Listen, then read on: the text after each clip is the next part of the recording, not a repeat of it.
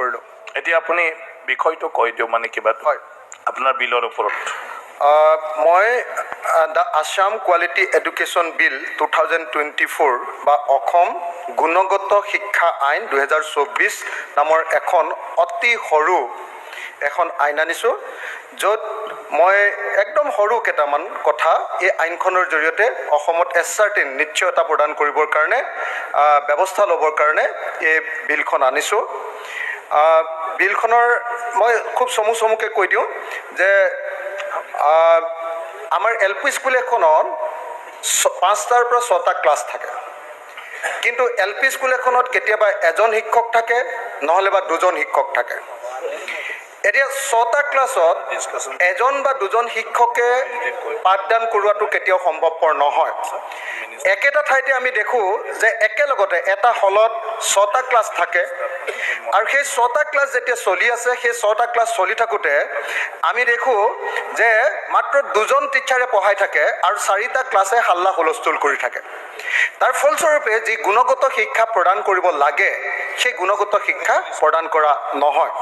সেইকাৰণে এই বিধেয়কৰ জৰিয়তে আমি ক'ব খুজিছোঁ যে এখন বিদ্যালয়ত যেটা শ্ৰেণী আছে, প্ৰধান শিক্ষকক বাদ দি সিমানটা শ্ৰেণীত সিমানজন শিক্ষক নিযুক্তি দিয়াৰ ব্যৱস্থা কৰিব লাগে। এইটো হ'ল প্ৰথম কথা। এইটো LP স্কুলবিলাকৰ কাৰণে আমি কৈছোঁ। 2 নম্বৰ, মাধ্যমিক বিদ্যালয়বিলাকৰ কাৰণে আমি কৈছোঁ যে এখন বিদ্যালয়ৰ শিক্ষকৰ সংখ্যা প্ৰধান শিক্ষকক বাদ দি বিদ্যালয়খনত থকা বিষয়বিলাকৰ সংখ্যাতকৈ কম নহ'ব। অৰ্থাৎ সেই বিদ্যালয়খনত যিমান বিষয় আছে, এখন হাইস্কুল বা হায়াৰ ছেকেণ্ডেৰী, সেই বিদ্যালয়খনত যিমান ছাবজেক্ট আছে, যেনেকৈ ধৰক আমাৰ আৰ্ট ছাবজেক্ট বুলি কৈ সমাজ অধ্যয়নো একেজন টিচাৰে পঢ়ুৱায়, ইংৰাজীও একেজন টিচাৰে পঢ়ুৱায়, অসমীয়াও সাহিত্যও একেজন টিচাৰে পঢ়ুৱায়, এজন টিচাৰে গোটেইবিলাক পঢ়ুৱাব লাগে। আমি কৈছোঁ যে ছাবজেক্ট যদি আছে, প্ৰত্যেকটো ছাবজেক্টৰ ওপৰত এজন শিক্ষক অন্ততঃ এখন বিদ্যালয়ত থাকিব লাগে। তেতিয়াহে প্ৰকৃত অৰ্থত গুণগত শিক্ষা এজন ছাত্ৰ ছাত্ৰীয়ে লাভ কৰাটো সম্ভৱপৰ হয়। তাৰ পাছত কৈছোঁ যে বিদ্যালয়খনত শিক্ষকৰ সংখ্যা সকলো ষ্ট্ৰীমৰে প্ৰতিটো বিষয়ৰ বিশেষ জ্ঞান থকা শিক্ষক নিযুক্তি দিব লাগে। আৰু প্ৰত্যেকখন প্ৰাথমিক মাধ্যমিক শিক্ষাত হিন্দী শিক্ষকৰ নিয়োগ কৰাটো ব্যৱস্থা গ্ৰহণ কৰিব লাগে। আমাৰ বহুত স্কুলত এতিয়াও হিন্দী শিক্ষক নাই, গতিকে হিন্দী শিক্ষকো নিয়োগ কৰাৰ ব্যৱস্থা কৰিব লাগে। আনহাতে শিক্ষকসকলে যাতে খুব সুন্দৰ পাঠদান কৰে, তাৰ কাৰণে শিক্ষকৰ প্ৰশিক্ষণ আৰু যোগ্যতা বৃদ্ধি কৰিবৰ কাৰণে বিভিন্ন ধৰণৰ ব্যৱস্থা ল'ব লাগে বুলি মই ক'ব খুজিছোঁ। তাত আছে প্ৰতিখন বিদ্যালয়ৰ উৎসৰ্গীকৃত শিক্ষাদান আৰু সুন্দৰ শৈক্ষিক বাতাবৰণৰ স্বাৰ্থত চৰকাৰে জাননীৰ জৰিয়তে বিদ্যালয়ৰ শিক্ষকক শৈক্ষিক কাম কাজ আৰু মিড ডে মিলৰ লগত জড়িত থকা কামৰ বাহিৰে অন্য কোনো অনাশৈক্ষিক কামত নিয়োগ কৰিব নালাগে। অন্য কোনো অনাশৈক্ষিক কামত। আমাৰ এখন LP স্কুলত দুজন শিক্ষক থাকে, 6টা ক্লাছ, তাকে আকৌ কেতিয়াবা আপোনাৰ ইলেকশ্যনৰ কামত, কেতিয়াবা লোকপিয়লৰ কামত, অন্যান্য চৰকাৰী কামত সদায় পঠিয়াই থাকে। তাৰ ফলস্বৰূপে কি হয়, গুণগত শিক্ষা প্ৰদান কৰাটো কেতিয়াও সম্ভৱপৰ নহয়। সেইকাৰণে শিক্ষকসকলক অনাশৈক্ষিক কোনো কামত কেতিয়াও ব্যৱহাৰ কৰিব নালাগে বুলি ইয়াৰ জৰিয়তে কোৱা হৈছে। শিক্ষকসকলক স্কেল প্ৰমোশ্যন দিব লাগে বুলি কোৱা হৈছে, যাতে তেখেতসকলে কাম কৰিবৰ কাৰণে মনত সদায় ফূৰ্তি পাই থাকে। আনহাতে হাইজেনিক এনভাইৰনমেণ্ট আৰু মেণ্টেল হেল্থ সকলো প্ৰাথমিক বিদ্যালয়ত এটা হলত বা প্ৰেক্ষাগৃহৰ ভিতৰত আটাইবোৰ শ্ৰেণী বহুৱাৰ ব্যৱস্থা অৱলম্বন কৰি প্ৰতিটো শ্ৰেণীৰ বাবে একোটা শ্ৰেণীকোঠাৰ ব্যৱস্থা কৰিব লাগে। আমাৰ LP স্কুলবিলাকত কি হয়, এটা হল থাকে, তাত 6টা ক্লাছ হৈ থাকে। 6টা ক্লাছত এইফালে নেওতা মুখস্থ কৰি আছে চিঞৰি চিঞৰি, এইফালে আপোনাৰ কবিতা পাঠ কৰি আছে চিঞৰি চিঞৰি, এইফালে গণিত পঢ়ুৱাই আছে শিক্ষকে। এনেকৈ এটা হলৰ ভিতৰত 6টা ক্লাছ থাকে, তাৰ ফলস্বৰূপে কাৰো ভালকৈ পঢ়া শুনা কৰা নহয়। সেইকাৰণে আমি কৈছোঁ যে গুণগত শিক্ষা যদি দিব লাগে, প্ৰত্যেকখন LP স্কুল আৰু ME স্কুলত এটা ক্লাছৰ কাৰণে এটা শ্ৰেণীকোঠাৰ ব্যৱস্থা কৰাটো বাধ্যতামূলক হ'ব লাগে, নহ'লে কেতিয়াও গুণগত শিক্ষা প্ৰদান কৰাটো কেতিয়াও সম্ভৱপৰ নহয়। টয়লেট, বিশুদ্ধ খোৱা পানী, চাফ চিকুণ আৰু আকৰ্ষণীয় মুকলি ঠাই, লাইব্ৰেৰী, খেল ধেমালিৰ সামগ্ৰী আৰু আনন্দৰ বাবে প্ৰয়োজনীয় অন্যান্য সম্পদ যোগান ধৰিব লাগে। মূলতঃ প্ৰত্যেকখন LP স্কুলৰ সন্মুখত একোখনকৈ চিলড্ৰেন পাৰ্ক থকাৰ ব্যৱস্থা কৰিব লাগে, যাতে ছাত্ৰ ছাত্ৰীসকলে আনন্দৰ মাজেৰে, ফূৰ্তিৰ মাজেৰে, কথা বতৰাৰ মাজেৰে, হাঁহি ধেমালিৰ মাজেদি আগবাঢ়িব পাৰে। আৰু প্ৰতিখন বিদ্যালয়তে মেণ্টেল হেল্থ প্ৰভিজনবিলাকো ৰখাৰ ব্যৱস্থা কৰিব লাগে। স্মাৰ্ট ক্লাছ আৰু শিক্ষাৰ পাৰ্টিচিপেটৰী এংগেজিং ব্যৱস্থা এটা হোৱাৰ ব্যৱস্থা কৰিব লাগে। আমি ছেকশ্যন 7ত আনিছোঁ যে সকলো বিদ্যালয়ৰ খালী শিক্ষকৰ পদ পূৰণ হ'ব লাগে। খালী শিক্ষকৰ পদটো পূৰণ কৰাটো অত্যন্ত গুৰুত্বপূৰ্ণ। বহুত স্কুলত এতিয়াও বহুত খালী শিক্ষকৰ পদ আছে, সেইবিলাক পূৰণ কৰাৰ ব্যৱস্থা কৰিব লাগে। আনহাতে শিক্ষাৰ মাধ্যম এই সম্পৰ্কে আমি ক'ব খুজিছোঁ যে আন যিকোনো আইনত যি কথাই নাথাকক লাগিলে কিয়, 10ম শ্ৰেণী পৰ্যন্ত শিক্ষাৰ মাধ্যম হ'ব ঘৰুৱা ভাষা, মাতৃভাষা, স্থানীয় ভাষা, আঞ্চলিক ভাষা। লগতে ইংৰাজী ভাষাৰ লিখা আৰু কথোপকথনত যথেষ্ট গুৰুত্ব আৰোপ কৰা হ'ব। এই আইনখনৰ জৰিয়তে সেই নিশ্চয়তা প্ৰদান কৰিব খোজা হৈছে। ৰাজ্যখনৰ বিভিন্ন জনগোষ্ঠীৰ ভাষা শিকাটো গুৰুত্ব আৰোপ কৰিবৰ কাৰণে ইয়াত কোৱা হৈছে। ৰাজ্য চৰকাৰে আনন্দৰে সৈতে আৰু নতুন নতুন আৱিষ্কাৰৰ মাধ্যমেৰে শিক্ষা প্ৰদানৰ ব্যৱস্থা কৰিব লাগে। ৰাজ্য চৰকাৰে গেজেট নটিফিকেশ্যনৰ জৰিয়তে এই আইন কাৰ্যকৰী কৰিবলৈ ব্যৱস্থা গ্ৰহণ কৰিব। শ্ৰদ্ধেয় উপাধ্যক্ষ ডাঙৰীয়া, অকণমান ৰ'ব না দাদা। শ্ৰদ্ধেয় উপাধ্যক্ষ ডাঙৰীয়া, আজি এই বিধেয়কখনৰ জৰিয়তে দ্য আছাম কোৱালিটি এডুকেশ্যন বিল 2024 অসম গুণগত শিক্ষা আইন, এই আইনখনৰ বিধেয়ক 2024ৰ জৰিয়তে আমি মূলতঃ অসমৰ শিক্ষাখণ্ডত চলি থকা সকলোৰে বাবে শিক্ষা আৰু লগতে গুণগত শিক্ষা, এই দুইটা বস্তুকে আচলতে ইয়াত উপস্থাপন কৰিছোঁ। আৰু তাৰ কাৰণে মূলতঃ ইনফ্ৰাষ্ট্ৰাকচাৰটো যাতে, আন্তঃগাঁথনিটো যাতে তৈয়াৰ কৰা হয়, তাৰ কাৰণে এই বিধেয়কখনৰ জৰিয়তে একেবাৰে কম কথা আৰু বেছি অভিলাষী আঁচনি নিদিয়াকৈ মিনিমাম, যেনেকৈ আমি কৈছোঁ যে টয়লেটটো মিনিমাম টাইলছ লগোৱা হ'ব লাগে আৰু টয়লেটটো চাফা কৰাৰ কাৰণে সদায় মানুহ থাকিব লাগে। আৰু ছোৱালীসকলৰ কাৰণে, আমাৰ ছাত্ৰীসকলৰ কাৰণে উপযুক্ত যিটো ব্যৱস্থা থাকিব লাগে টয়লেটত, সেই টয়লেটৰ ব্যৱস্থাখিনি থাকিব লাগে। তেওঁলোকৰ মাহেকীয়াকৈ ধৰি সেই যিবিলাক সমস্যা আছে, সেই সকলোবিলাক সমস্যাৰ কাৰণে আজিকালি যিবিলাক মেণ্ডেটৰী কৰি দিছে, সেইবিলাক ব্যৱস্থা থকাৰ ব্যৱস্থা কৰিব লাগে। আমি দেখিছোঁ যে অসম চৰকাৰে এতিয়া ডাঙৰকৈ একোখন স্কুল বনাবৰ কাৰণে 8 কোটি টকা বা 10 কোটি টকা বা 14 কোটি টকালৈকে দিয়াৰ ব্যৱস্থা গ্ৰহণ কৰিছে। কিন্তু দেখা গৈছে যে এখন স্কুলত যদি 14 কোটি টকা 8 কোটি টকাৰে ভাল বিল্ডিং বনাই, খুব ভাল কথা, চব স্কুল তেনেকৈ কৰিব পৰা হ'লে ভাল আছিলে। কিন্তু মোৰ এনেকুৱা বিশ্বাস যে অকল এখন বা দুখন স্কুলত তেনেকুৱা ডাঙৰ বিল্ডিং বনোৱাতকৈ যদি সেই সমষ্টিটোত তেনেকুৱা এই যে 4খন বা 2খন স্কুল দিছে, তাৰ পইচাখিনিয়ে যদি তাৰ গোটেই স্কুলবিলাকৰ ইনফ্ৰাষ্ট্ৰাকচাৰখিনি বনাই দিলেহেঁতেন, তেতিয়াহ'লে আমি এটা গুণগত শিক্ষাৰ পিনে যাব পাৰিলোহেঁতেন। শিক্ষকসকলক যদি নিয়মীয়াকৈ প্ৰশিক্ষণৰ দিয়াৰ ব্যৱস্থা গ্ৰহণ কৰিলেহেঁতেন আৰু একদম লেটেষ্ট, একদম পৃথিৱীৰ শেহতীয়া যিবিলাক টেকন'লজি, তেওঁলোকৰ লগত শিক্ষকসকলক সেই জ্ঞানবিলাক দি যাতে শিক্ষকসকলে একদম আমাৰ গাঁৱৰ ভিতৰতো যাতে আমেৰিকাৰ নিচিনাকৈ এটা শিক্ষা লাভ কৰিব পাৰে, একদম আপ টু ডেট শিক্ষা এটা, শিক্ষকজনক যাতে বছৰত এবাৰমান ট্ৰেইনিং দিয়াৰ ব্যৱস্থা আৰু ভালকৈ ক্লাছ হৈছে নে তাৰ ইনস্পেকশ্যনৰ ব্যৱস্থা, তাৰ ব্যৱস্থা গ্ৰহণ কৰিবলৈ মই আকৌ এটা ৰিপিট কৰি সামৰণি মাৰিব খুজিছোঁ। সেইটো হ'ল 6টা ক্লাছত 6জন শিক্ষক দিবই লাগে, তাতকৈ এজনো কম শিক্ষক হোৱাকৈ এজনীয়া বা 2জন। এতিয়া কিন্তু কৈ আছে কি, আমাৰ যিমান 30:1 এই অনুপাতত আছে। কিন্তু এখন স্কুলত যদি 60জন ল'ৰা আছে, 2জন শিক্ষক দিলে 6টা ক্লাছ কেনেকৈ চলাব?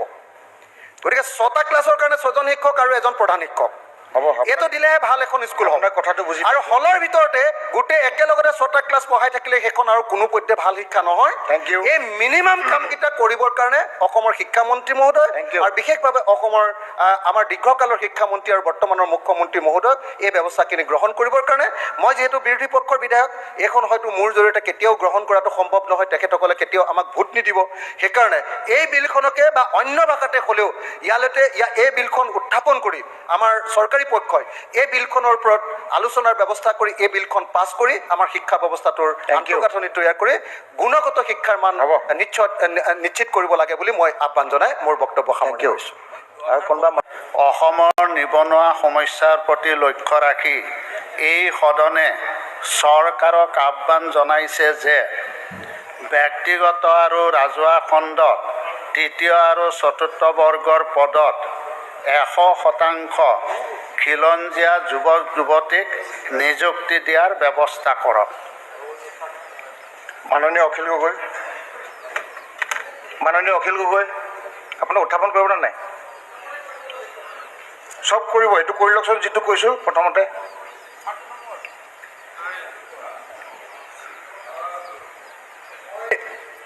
সংকল্প প্ৰস্তাৱটো উত্থাপন কৰিছোঁ। ইকনমিক ছাৰ্ভে আছাম 2023-24 মতে 2021 চনত অসমৰ নিবনুৱাৰ সংখ্যা 22,125 জন আছিল আৰু এবছৰত 10,34,613 জন বৃদ্ধি হৈ 2022 চনত পঞ্জীয়নভুক্ত নিবনুৱাৰ সংখ্যা হ'লগৈ 32,34,738 জন। অসমৰ নিবনুৱা সমস্যা এটা অতি জ্বলন্ত আৰু জটিল সমস্যা। অসমৰ প্ৰতিজন সক্ষম ব্যক্তিক কৰ্মসংস্থাপন যোগান ধৰাটো অতি প্ৰত্যাহ্বানমূলক। বহিৰাজ্যত কৰ্মৰত লাখ লাখ যুৱক যুৱতীক আমাৰ নিজৰ ৰাজ্যতে সংস্থাপন দিব পাৰিলে অতি উত্তম হয়, কিন্তু যি দ্ৰুতগতিত অসমৰ নিবনুৱা সংখ্যা বৃদ্ধি পাইছে সেয়া এক অতিশয় উদ্বেগৰ বিষয়। সেয়েহে আমি সকলোৱে মিলি অসমৰ নিবনুৱা সমস্যাৰ স্থায়ী সমাধানৰ বাবে আলোচনা কৰা, কৰ্মসূচী গ্ৰহণ কৰা আৰু পৰিকল্পনা কৰাটো জাতীয় দায়িত্ব। অসমৰ প্ৰতিজন সক্ষম যুৱক যুৱতী তথা ব্যক্তিক 100% কৰ্মসংস্থাপন প্ৰদান কৰিবলৈ, তাৰ বাবে সুনিৰ্দিষ্ট আঁচনি ৰূপায়ণ কৰিবলৈ আৰু নিবনুৱামুক্ত অসম গঢ়ি তুলিবলৈ অসম বিধানসভাত প্ৰস্তাৱ গ্ৰহণ কৰোঁ। আহক। মাননীয় সদস্য আব্দুল বটিন খণ্ডকাৰ। ছাৰ, মোৰটোতো মোচন আছিলে ৰুল 131ৰ আণ্ডাৰত। সংকল্প প্ৰস্তাৱ আপোনালোকৰ এইটো ৰেজুলেশ্যন মোৰ আকৌ এটা বেলেগ আছে। যি ধৰণে এটা উদ্বেগৰ কাৰণ হৈ পৰিছে, গতিকে এই সমস্যাটো সমাধানৰ ক্ষেত্ৰত আমাৰ ৰাজ্য চৰকাৰে অনাগত দিনত কি ধৰণৰ ব্যৱস্থা গ্ৰহণ কৰিলে আমাৰ নিবনুৱা সমস্যাৰ এটা সমাধান হয়, সেই সম্পৰ্কতে এই প্ৰস্তাৱটো অনা হৈছিল। এতিয়া চৰকাৰী তথ্যমতে 2022 বৰ্ষত অসমত পঞ্জীয়নভুক্ত নিবনুৱাৰ সংখ্যা আছিল 10,34,613 গৰাকী। ঠিক সেইদৰে 2023 চনৰ জানুৱাৰী মাহৰ পৰা 2024 চনৰ মে' মাহলৈকে ৰাজ্যৰ নিয়োগ বিনিময় কেন্দ্ৰসমূহত আমাৰ নিবনুৱাৰ পঞ্জীয়ন কৰা হৈছিল 18,20,713 গৰাকীয়ে। এইটো মে' মাহলৈকে 2024ত। আৰু এতিয়ালৈকে ৰাজ্যখনত নিয়োগ বিনিময় কেন্দ্ৰত নাম পঞ্জীয়ন কৰা নিবনুৱাৰ সংখ্যা হৈছে প্ৰায় 32,34,738 গৰাকী। গতিকে আমি এতিয়া লক্ষ্য কৰিছোঁ যে ক্ৰমশ যি ধৰণে আমাৰ ৰাজ্যকে যে একো কৰা নাই বা আন্তৰিকতা নাই সেইটো নহয়, কাৰণ ৰাজ্য চৰকাৰখনে বিগত 2-2.5টা বছৰত ইতিমধ্যে আমাৰ যিখিনি চৰকাৰী বিভাগ আছে, এই চৰকাৰী বিভাগসমূহত মাননীয় মুখ্যমন্ত্ৰীয়ে প্ৰায় 1 লাখ আমাৰ চৰকাৰী বিভাগত ইতিমধ্যে নিযুক্তি দিয়া হৈছে। ঠিক সেইধৰণে মুখ্যমন্ত্ৰীৰ আত্মনিৰ্ভৰশীল অসম অভিযানতো ইতিমধ্যে প্ৰায় 1,04,000 আবেদন পৰা বুলি জানিব পাৰিছোঁ আৰু ইয়াৰ জৰিয়তে প্ৰত্যেকগৰাকী নিবনুৱাক 2 লাখ 5 লাখকৈ স্বাৱলম্বী হোৱাৰ কাৰণে ব্যৱস্থা গ্ৰহণ কৰিছে। ঠিক তেনেধৰণে কৃষি, ভেটেনাৰী, মীন বা স্কিল ডেভেলপমেণ্টতো তেনেধৰণে যথেষ্ট সংখ্যক নিবনুৱা সংস্থাপিত কৰাৰ ব্যৱস্থা গ্ৰহণ কৰিছে। কিন্তু এই ব্যৱস্থাৰ দ্বাৰা আমি ভাবোঁ যে আজি প্ৰায় 32 লাখতকৈও যি নিবনুৱা আছে, এই নিবনুৱাৰ সমস্যা সমাধান কৰিব লাগিলে আমাৰ চৰকাৰে এটা নীতিগত সিদ্ধান্ত গ্ৰহণ কৰিব লাগিব। ইতিমধ্যে মাননীয় উপাধ্যক্ষ মহোদয়, আমাৰ ওচৰৰে কৰ্ণাটকা চৰকাৰে ইতিমধ্যে তেওঁলোকে কেবিনেটত এটা সিদ্ধান্ত গ্ৰহণ কৰিছে, যিখিনি স্থানীয় নিবনুৱা যুৱক যুৱতী থাকিব, সেই নিবনুৱা যুৱক যুৱতীসকলক বিশেষকৈ যিটো মেনেজেৰিয়েল কেটেগৰী থাকিব, এই মেনেজাৰিয়েল কেটেগৰীত 50% স্থায়ী নিবনুৱা যুৱক যুৱতীক নিযুক্তি দিয়াৰ কাৰণে ইতিমধ্যে কেবিনেটত সিদ্ধান্ত লৈছে। ঠিক ধৰণে নন মেনেজাৰিয়েল যিটো কেটেগৰী, এই কেটেগৰীটো থাৰ্ড মাননীয় এক মিনিট মান গেলেৰীত থকা আমাৰ অফিচাৰসকল তেখেতসকলক এইটো হেৰি কৰা হৈছে, সতৰ্ক কৰা হৈছে যে মোবাইলত তেখেতলোক ব্যস্ত নহয়। আমাৰ মেম্বাৰসকলে কি কৈছে তাত গুৰুত্ব দিয়ক, কাৰণ এইটো আপোনালোকক এইটো কাৰণে ৰখা হৈছে। Continue please. দ্বিতীয় আৰু চতুৰ্থ শ্ৰেণীৰ পদবীত 70% সংৰক্ষণ কৰাৰ কাৰণে ইতিমধ্যে সিদ্ধান্ত লৈছে আৰু ইতিমধ্যে এইটো তেওঁলোকে তেওঁলোকৰ বিধানসভাত বিল হিচাপে উত্থাপন কৰিছে। গতিকে মই ভাবোঁ আৰু ইয়াতে কৰ্ণাটকা চৰকাৰখনে তেওঁলোকে যিটো লোকেল, যিটো স্থায়ী, যিটো নিবনুৱা যুৱক যুৱতী যিটো সংজ্ঞা, এটা সংজ্ঞা নিৰূপণ কৰিছে, এই সংজ্ঞাত কোৱা হৈছে it define a local candidate as এনিৱান born in Karnataka domiciliated for at least 15 years in the state, who can read, write and speak Kannada. For those who do not possess a secondary school certificate, the bill calls for a Karnataka language proficiency test.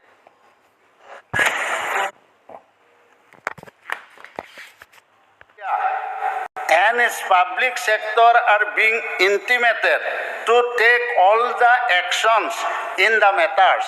3. While publishing the advertisement regarding recruitment in the public sector undertaking or other industry, it should contain that it is mandatory that all candidates of Assam applying for managerial and supervisory cadre in the non-managerial cadre, including grade 3 and grade 4 post workers and artisans, must have valid employment exchange registration number of the state. সময় দিব। Next, সময় অনুষ্ঠান। For while publishing vacancy notifications, the public sector undertaking or other industry should notify the vacancies addressing to the Directorate of Employment and Craftsmen Training and the concerned employment exchanges, so that all employment exchanges আপুনি functioning লিখি আনিছে যদি submit কৰি দিব পাৰে, এইটো আমি under the Directorate can take necessary actions as per existing norms in functioning the list of candidates as per the requirement of the employer. Intimation of all vacancies should be given in prescribed format as per the Employment Exchange Compulsory Notification of Vacancies Act 1959. The notification will come into force with effect from 5/8/2019. Thank you. এইখন আমাৰ চৰকাৰে সেই সময়ত এইখন উলিয়াইছিলে। কিন্তু sir, মই এটা অনুৰোধ কৰিব বিচাৰিছোঁ যে আমাৰ যিখিনি মেনেজাৰিয়েল কেডাৰ আছে, সেই মেনেজাৰিয়েল কেডাৰটো 80% ৰাখি আমাৰ বাকী যিখিনি 4th আৰু 3rd গ্ৰেড থাকিব, সেইটো 100% আমাৰ খিলঞ্জীয়া বা লোকেল নিবনুৱা যুৱক যুৱতীয়ে যাতে কৰ্মসংস্থাপিত কৰিব পাৰে, তাৰ বাবে যাতে আমাৰ চৰকাৰখনে এখন যাতে ইয়াতে বিল আনি বিলখন পাছ কৰি এইটো আইনত পৰিণত কৰে, তাৰ বাবে মই আপোনাৰ জৰিয়তে মই মাননীয় মুখ্যমন্ত্ৰীক বিশেষভাৱে অনুৰোধ জনাইছোঁ। আৰু তেতিয়াহ'লে আমাৰ যিমান পাব্লিক আণ্ডাৰটেকিং আছে, ৰাজহুৱা উদ্যোগ খণ্ডই হওক বা ব্যক্তিগত উদ্যোগ খণ্ডই হওক বা প্ৰতিষ্ঠানেই হওক বা আমাৰ কেন্দ্ৰীয় চৰকাৰৰো বিভিন্ন আণ্ডাৰটেকিং যিবিলাক আমাৰ প্ৰতিষ্ঠান থাকিব, সেইবিলাকত যাতে 100% 3rd গ্ৰেড আৰু 4th গ্ৰেডক আমি যাতে স্থায়ী